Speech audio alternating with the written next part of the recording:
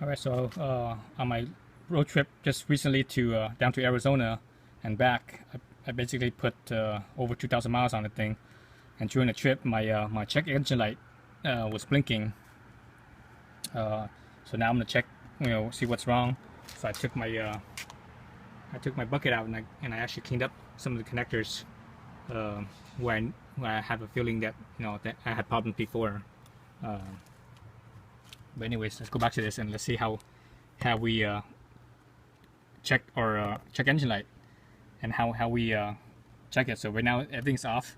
So if you turn it on, check engine light turns on for a few seconds. That tells you the fuel pump is pumping, pressurizing, so that it injects some fuel. So that way it primes your fuel injector, so you can start the car. I mean, start the engine. So my check engine light is staying off. My ignition is on. So right now it's not turned on. So how I read this is so let's turn this back off. How I read this, or how you read this, how Honda makes it is that you take off the cover. This is the ECU right here. Right next to the ECU, there's a plug, red plug. This red plug right here. It comes with a it comes with the female cap on it. The plug itself is male. It comes with a female cap. So slide the female cap off. There's 4 plugs. Now you see 4 plugs, 4 different wires, and the 2 wires that you're gonna use is the brown and the black and green black. So the one that's facing us, basically, or closest to us, is the green black, and right below it is the brown. So those are the 2 wires that we're gonna short out. So basically these 2 plugs are here. These 2, this bottom corner and this bottom left and bottom right. These 2 corners right here. We're gonna plug those. So what you do is you basically have to make a jumper. So I basically just use a little wire that I hammer down so that it's flat. So I actually could slide it in. You could buy the Honda service tool, and it basically does the same thing. It's just basically it's one of these. It's basically one of these plugs that has a jumper from one to the other plug. So basically this is the same thing. So when you do this, one thing you don't want to do is you don't want to touch this metal to anything else metal besides the plugs themselves. So I'm gonna slide this in, and you use a paper clip or whatever. I'm actually using some baling wire because that's all I have. Baling wire, and I actually smush it down because baling wire is very soft, so it smushes easy. I hammered it to crush it down to make it nice and thin. So okay, so it's jumped and it's not touching any other metal. All right, not touching any other metal, so we're good there. Go back here. So now I'm gonna turn this on, and I'm gonna have multiple codes. So let's look at it. So and how it reads. So actually, let me talk about it first. So how it reads is that there's 2 types of blinks. There's a short blink and a long blink. The long blink means 10 short blinks. So let's say the code is 29, for example. If the code is 29, it'll go short. It'll go long, then 9 shorts.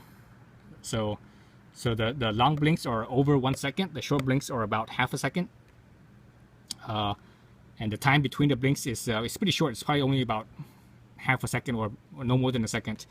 And if there's 3 seconds between the blinks, that means it's a different code. So they're on to the next code. So let's look at this. And this happens really fast. So you have to it's best to get a piece of paper and just write everything down real quick. So I already did that, so I know what's what. So let's look at it. Okay, I'm gonna turn it on.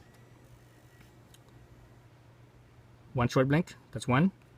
And see how it's long pause between. 2, 3, 4, 5, 6, 7, 8. 8 short blinks. Now a long pause. That's another code now. 2, 3, 4, 5, 6, 7, 8, 9. 9 short blinks. Different code. Long, 1 long, 2 long. Oops, 3, 2 short blinks. 1 long, 2 shorts. 12. 1 long, 2 longs. 3, 4, 5, 6, 7, 8, 9. 9 short blinks. 2 long, 9 shorts. 1, 2, 3 longs, 4 longs, 5 longs. 1, 2, 3, 4, 5, 6, 7, 8, 7. So 5 longs and 7 shorts. So that's 57 codes. So then after that, it goes back to the first code again at 1 blink. So see how that works. So basically, I have 4 different codes. Actually,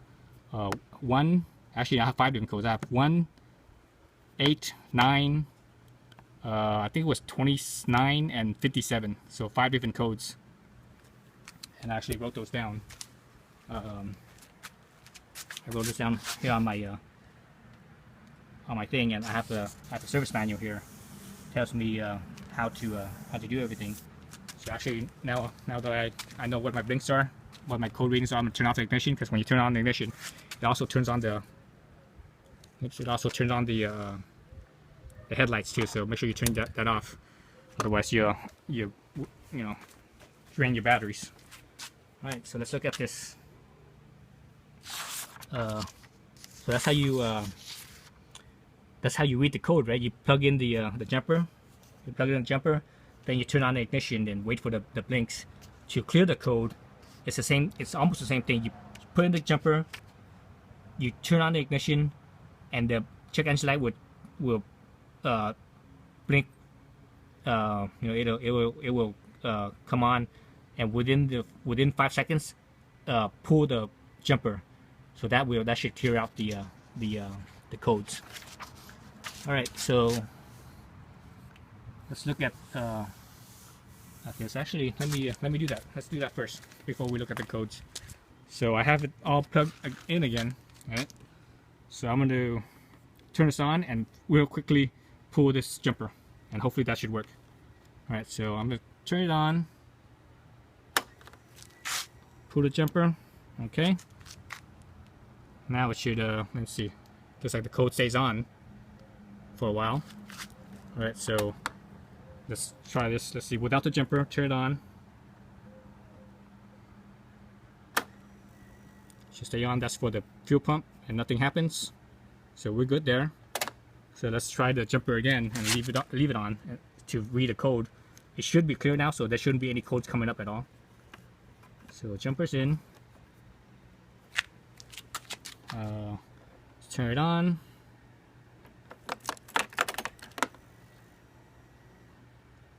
Oops, 1.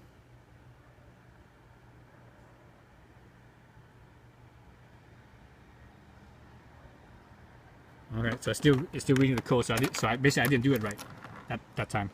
So let's try it again. Turn it on. Let's see, the jumper's in. Turn it on. Blinks. Within 5 seconds, I take it off. I think I'm supposed to maybe turn it off. Is that right? Let's see.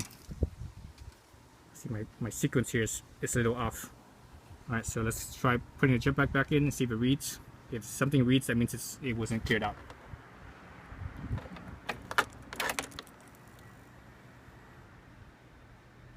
Nope, it's still reading, so that means that memory didn't clear out. Let's look at this again.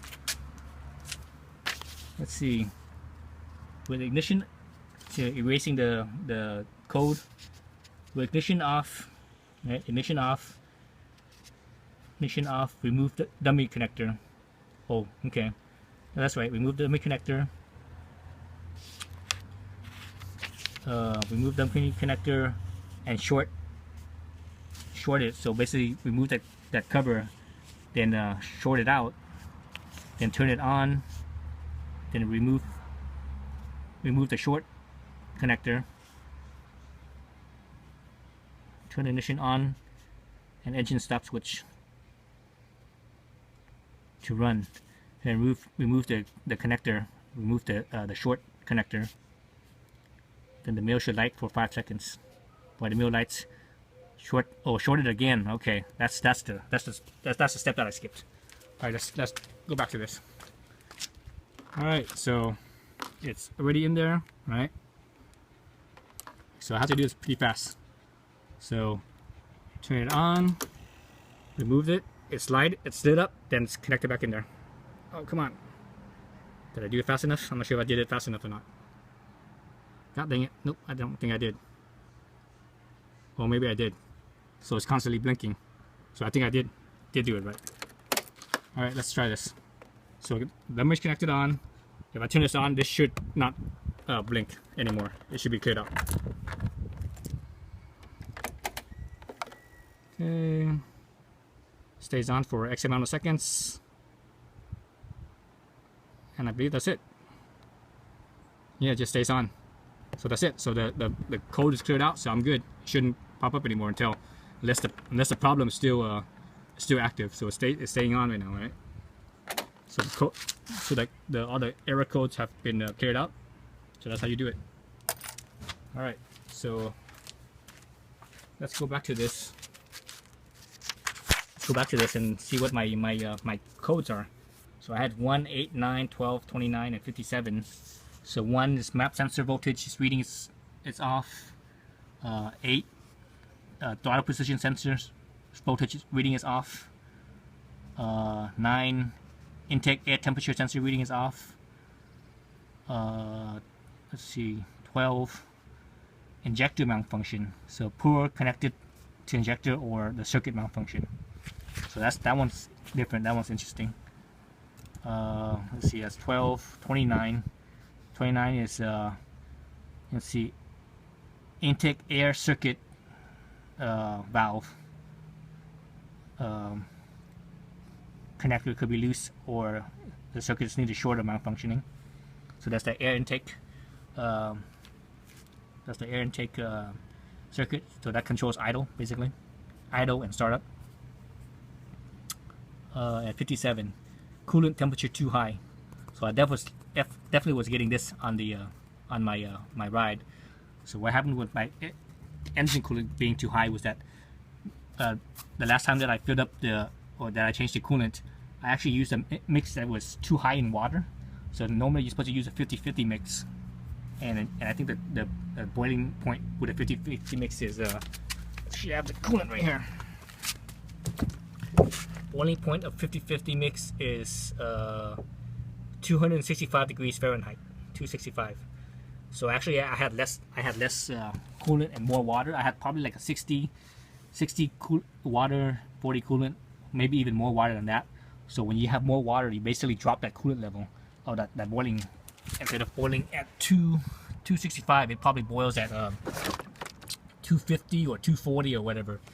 So I was going through Arizona, through Phoenix. It was in the 90s, mid to upper 90s, and my water started to boil over, right? So now I'm back home. I changed it back to 50-50, so I should be good there. So hopefully that takes care of that. 29, the poor idle air circuit. So let's look at that. So here's the throttle body right here.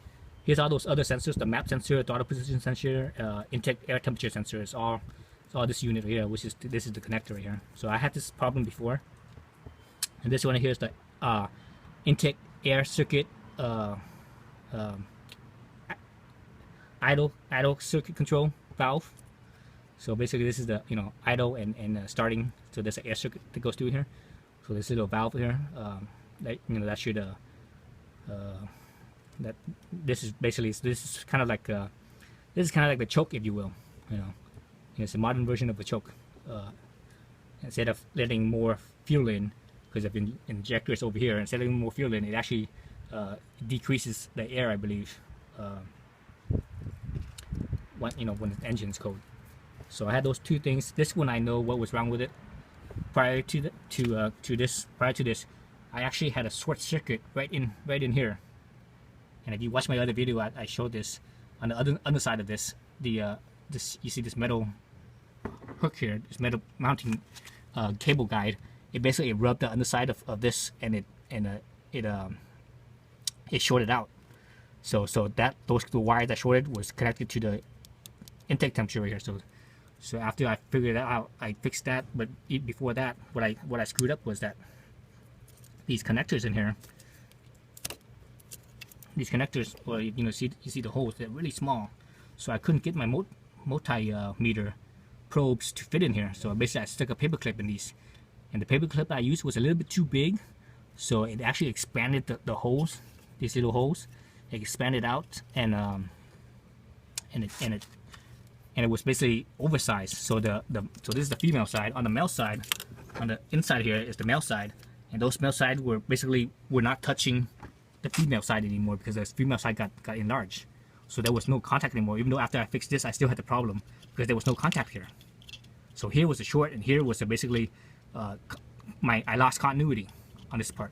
So what I did to solve that was, because I can't do anything about this, so what I did to solve that was basically the male side here.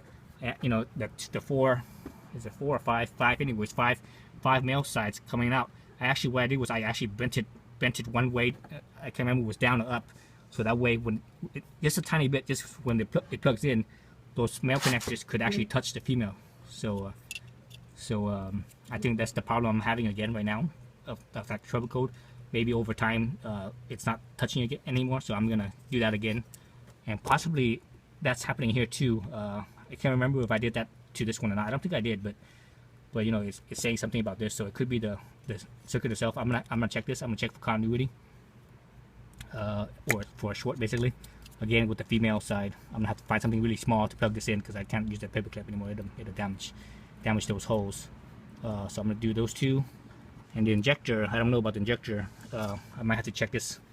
You know, I did go during my trip. I did go over 50 miles of a dirt gravel road, and it was really bumpy and shaky. And actually, these I don't think these codes came up until after that shaky section. You know, on pavement it's smooth, so there's no worries. But that shaky, dirt roads, you know, everything rattles. So I think that's what's causing it. But anyways, that's how you read check engine lights, and how I diagnosed it anyways. So that's how a fuel injector works, and you know, it's pretty easy. I mean, it is electrical, so some people kind of get discouraged when they play around with electrical stuff, but it's pretty simple. For the most part, usually with electrical, the first thing you check is the plugs, the connections. That's the first failure point, is connections. After that, check for shorts and such. So one way you check for shorts is checking the continuity. You just follow the service manual. So that's what I'm gonna do. All right, so I think I yabbled long enough. It's almost 20 minutes already. So I'm gonna get further into this stuff and diagnose it and see what comes up. If something does come up, I will make another video of it and how I solved it. If it's not, if it's just you know, the connection's kind of loose or whatever, then I'm just gonna leave it as is, and I might just bend those you know, those males. It's just a little bit more, so that way they make the contact with the female. All right, so thanks for watching.